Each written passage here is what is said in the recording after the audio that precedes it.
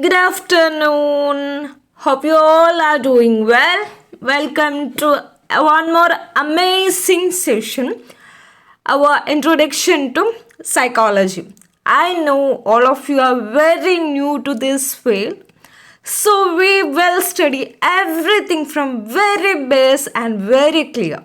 Okay, so if you have any doubt in between, you have to ask. We have to make everything clear. We should not leave anything ununderstood. Okay. So before starting this session, we can go through an amazing quote. So you just read, it's not about perfect, it's about effort. And when you bring that effort every single day, that's where the transformation happen. That's how changes occur. Okay. This said by Gillian Michael. Okay, why he said this? We are not perfect that much. Okay, in some aspects we may be perfect, but in every aspects we may not be. So what you have to do in case of this psychology, if you are considering that, you have to take effort. Okay, at least you have to watch classes every day. You have to take rewind the things every day. Then only everything will be clear to you. Okay, if you are doing this consistently, and at finally you can embrace the success. Okay, so we'll start this session with this amazing quote. So what you have to do, you have to watch every classes consistently and you have to work upon it, and finally we'll get a lot of knowledge from this. Okay, so we can go to the lesson. Are you ready? So here today we are going to discuss about what is psychology. There may not be many things happening surrounds you, but you have to concentrate here. Okay, you have to write it down while I'm taking the classes, and first you have to listen, and afterwards you have to write it down, and I'll share the PPT also. So you can get everything from here itself. Okay, so here first we are going to discuss what is psychology. So the psychology, that word is come from the Greek word psych. And you know that many of the branches of science, whether it is in agriculture or whether it is anatomy, biology, everything is coming from the Greek or Latin word. Okay, majority of them. Okay, here the psychology is came from the Greek word psych. Previously, they believed that the soul or the mind, psych means soul or mind, and the logia is study of account. And previously they believed that psychology means study of soul. Okay, and many reformations have came, and after that they changed the definition of psychology. And now the definition of psychology is a science of mind and behavior.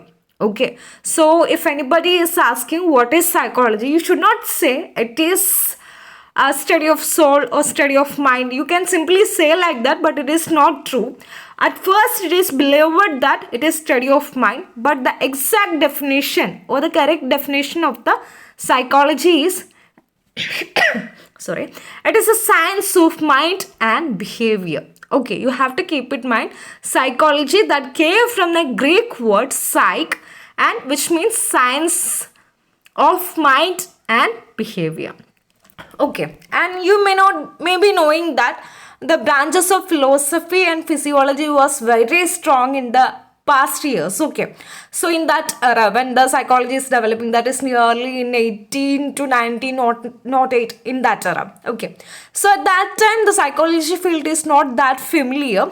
The philosophy and physiology was much more important in that era, and the psychology has emerged, and it is it is cleared the gap between the philosophy and the physiology. Okay, you have to keep to these 2 points in your mind. Okay, so and here we have a scientist. His name is Hermann Ebbinghaus. Okay, he is an important person and he is an important experimental psychologist. Okay, and he is a German also. In 1908, he wrote in elementary textbook that psychology has a long past, but yet its real history is very short. Okay, this statement he is given in his textbook. What is his name? Ebbinghaus. Okay, Hermann Ebbinghaus. You have to keep this name very clear, because in upcoming lessons we'll study about the theories of learning, memory, etc. Okay, so there also he gave some contribution, so you have to keep his name in your mind. His name is Hermann Ebbinghaus. Okay, and along with Hermann Ebbinghaus, Gustav Fechner, Ebbinghaus, and William Wundt. William Wundt, he is known as the father of the psychology. Father of modern psychology is not he, but he is known as the father of the psychology, William Wundt. Okay, and he first started the experimental or empirical research also. That's also you have to keep in mind. Okay, so these three persons have very important influence in the psychology development. Okay, as a branch of psychology. Okay, and after that, now we are going to study about the branches and subfield of psychology. And here the psychology is divided into theoretical branches and applied branches. Okay, many of these branches may be familiar for you because you have heard about this in the recent past or in your school, or while you are talking to your friends. You may be heard about all these things, and sometime in the films also you can see these type of words. Okay, and what does it mean? What does exactly it say? We'll discuss about all these today. Okay, we are not going to discuss about the all 14 branches. If anybody is asking about how many branches the psychology have, you have to say it is 14. Okay, and that has been divided into applied branches and theoretical branches. Okay, in theoretical branches, they are saying the psychological basis, theories, philosophies that is related to the psychology. Okay, here you have general psychology, abnormal psychology, developmental psychology, comparative psychology, experimental psychology, social psychology, parapsychology, and physiological psychology. These are comes under the theoretical branches, and you have applied psychology. In that, clinical psychology will come, counseling psychology will come, and organizational or industrial psychology will come, and educational psychology, criminal psychology, consumer psychology. All these comes under the applied branches of the psychology. Okay, so you got an idea about these theoretical branches and the applied branches. Okay, where we are using these theories and this philosophy, that is applied branches. Where we are study about the theories and what is the basis of that fact, that comes under the theoretical branches. Okay, so what the theories are discussed, that is comes under the theoretical branches, and the applied branches is the practical side of this theory. Okay, that is known as applied branches of psychology, and that has major importance in this era. But the research and everything will comes under the theoretical branches. Okay, so I think you got the discrimination or the difference between these two branches clear. Okay. So here I already said theoretical philosophy or psychology is emerged from the philosophy of science, and the William Wundt, William James, Watson, and Sigmund Freud, they are given the major contribution. And we have a lot of theories that is given by Sigmund Freud, Watson, James, and Wundt. Everything we will study in upcoming classes. Okay, so that all those things are comes under the theoretical branches of psychology. And in the first year of your graduation and in your UG, you will mainly study about the theoretical branches, and in your PG you will be concentrating on the applied or the practical aspects of the psychology. Okay, so I think these things are clear for you. Just keep the name of scientist in your mind and just focus on what these branches are exactly saying about. Okay, so here in the theoretical branches, first one is the general psychology. Okay, general psychology, why we are approaching psychologists sometime when we are not able to control our emotions. Am I right? Okay, so it is dealing with our emotion, our sensation, various type of sensation, what we feel, our attention, our learning, perception, motivation, intelligence, all these comes under the general psychology. Okay, and next one is abnormal psychology. Abnormal means what? That is not normal. Okay, so we have a unwritten rules that is related to 1 minute.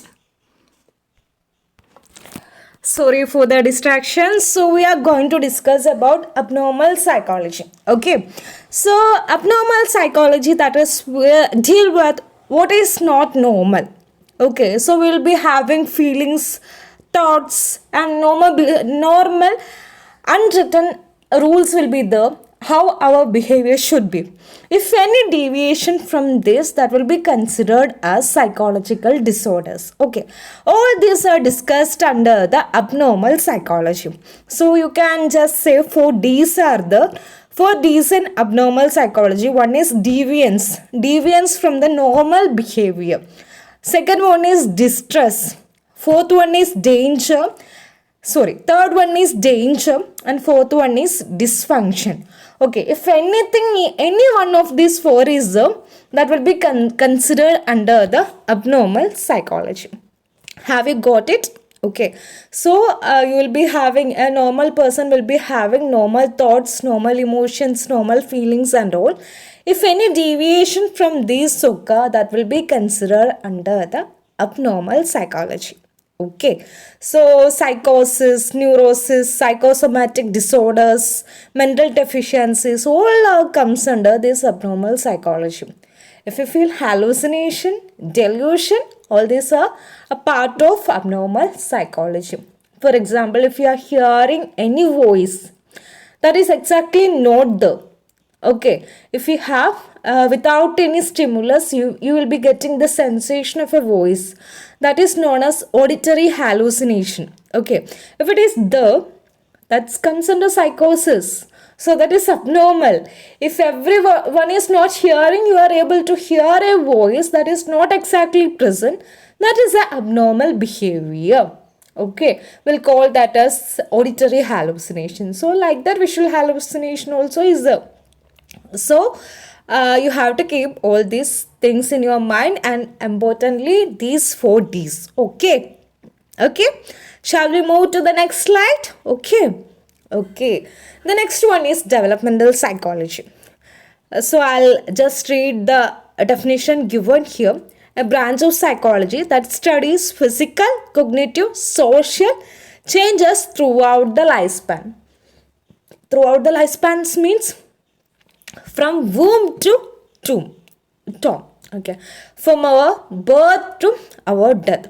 So in every age there will be has to happen some changes, some behavioral changes. Okay, you will study in even in the each month after our birth, there has to be some changes has to occur. If that changes are not there, that will not be considered as a normal development. Okay, so crawling time is and sucking time is so like that, when babbling time is so everything is correctly given under the psychology and in the developmental psychology. Okay, in the in childhood, whatever the things has to be happen, in adult time whatever the things has to be happen, what will happen in the old age, everything, whether it is in the its social and behavioral importance and physical changes, that is also has been mentioned in the developmental psychology. We'll study that.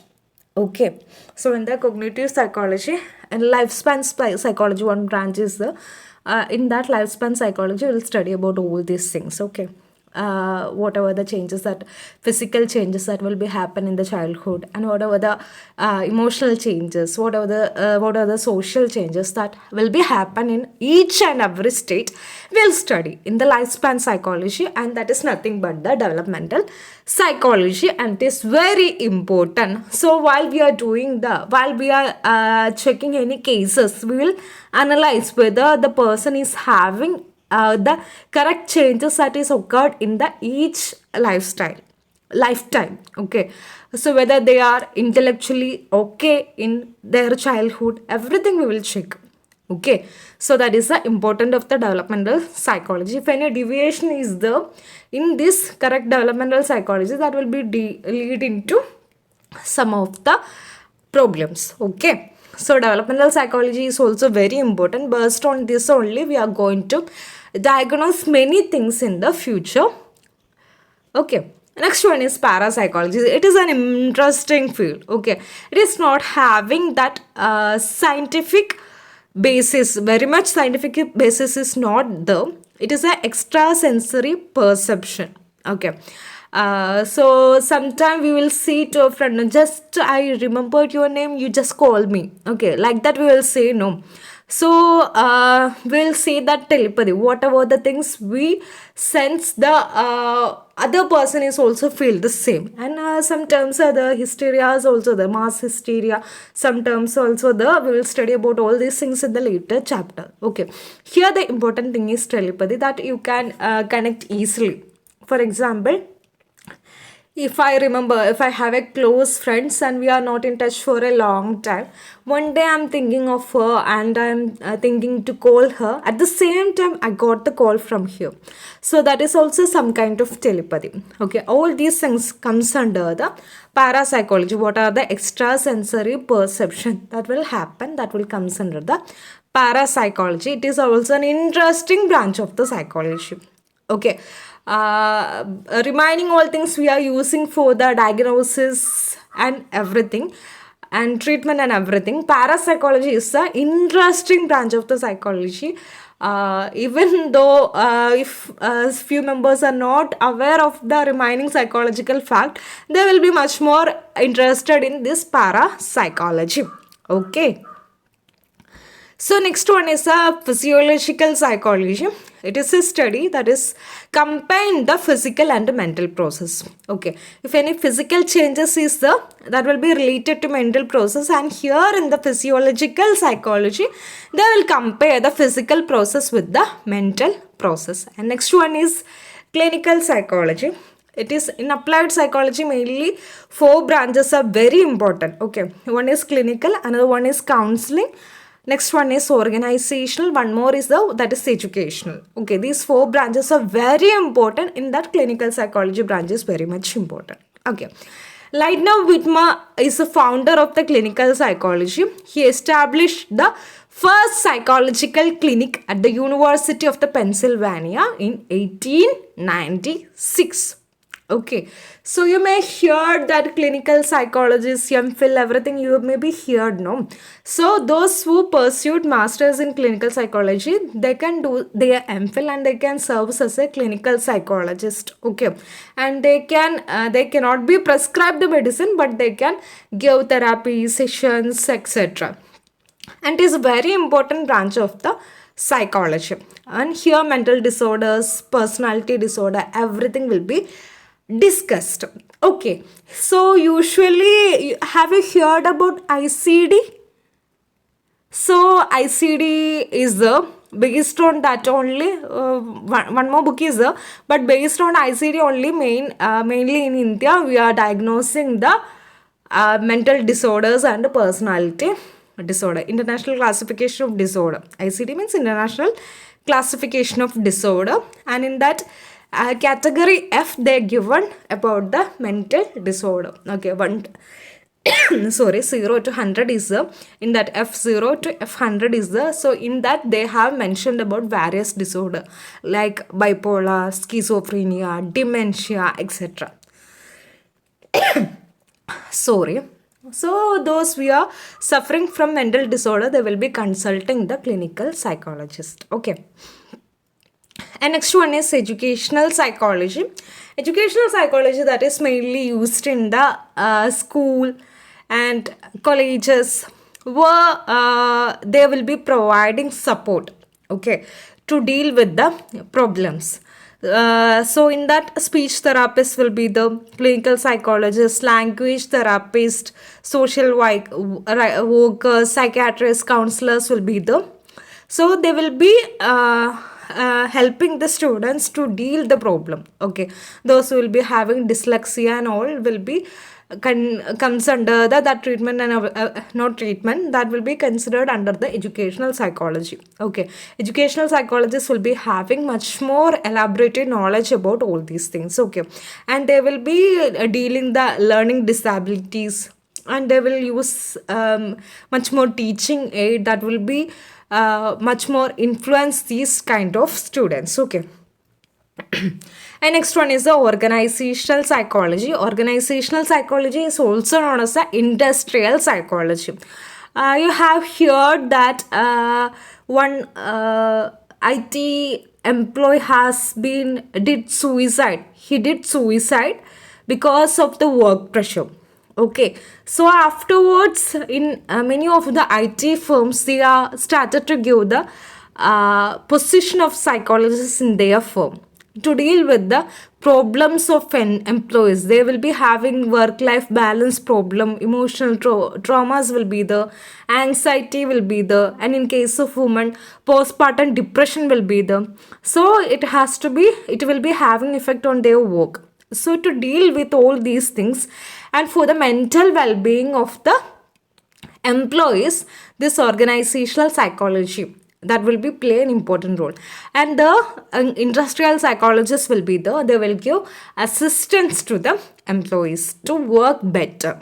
Okay, so they will be nowadays they started to hire HR as psychologists because that will be helping in the selection of employees and their training, their workplace safety and workplace setting, job analysis, vocational training, and to give them motivation, promotion. Okay, in all these aspects, organizational psychologist or industrial psychologist is also important. Okay, next one is counseling psychology, that you may be very much familiar. If you have any relationship problem, will say I am in depression, I must consult a psychologist.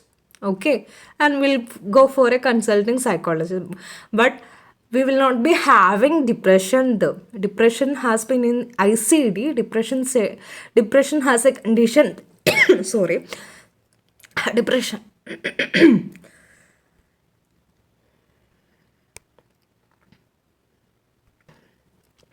In counseling psychology, according to ICD, will say depression means the continuous dilemma or continuous sadness or continuous loss of hope will be there for a 10 days to 3 months. Okay, if it is continuous, then only we will consider that under the depression. Okay, but we will say if one day we are sad, we will say I am depressed, I have depression, we'll say like that. Okay, but in ICD there are a lot of criteria to say someone in depression. So if you are in breakup, and if any family relationship issues, if any marital issues like divorce, educational issues, emotional issues, personal problem, academic problem, anything is there, we will consult the counseling psychologist. Okay, then we may not be the patient, we will be the client and counselor relationship will be there. Okay, and they will give systematic and scientific procedure to deal with this situation. Okay. So in next class we will discuss about the approaches in the educational psychology. Behavioristic approach is the cognitive, psychoanalytic, humanistic, neurobiological type of approaches are there.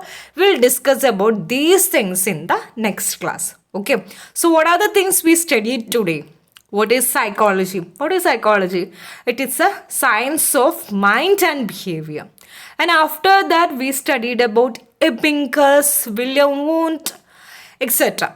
And later we came into the branches of psychology, and there we studied the theoretical branches and the applied branches. Okay, in applied branches, clinical, counseling, organizational, educational. 4 things is very much important. Okay, so it's our first class, and I think you have got much idea about the basic idea about the psychology, and I'll catch you in the next class. But before that, you just go through this flow chart. Okay, then our tomorrow section will be much more easy, and you have to prepare short note about all these things, whatever the things we studied.